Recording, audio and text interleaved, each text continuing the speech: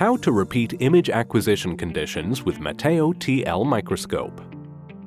In the live view, open the gallery.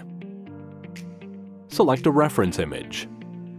Click Repeat to reuse the image acquisition parameters or imaging conditions. Mateo TL detects the current settings and compares them to the reference image.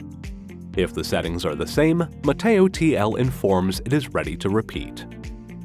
Click on the camera icon to acquire an image. Click on Gallery and open the new image to visualize it in detail.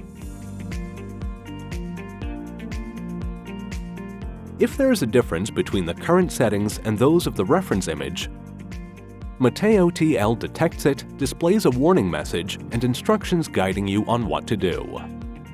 Adjust the phase turret and nosepiece position according to the instructions. The microscope informs you when it is ready to repeat. Click OK to start repeating image acquisition. Adjust the focus.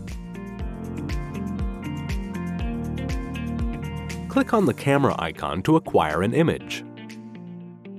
Click on Gallery and open the new image to visualize it in detail.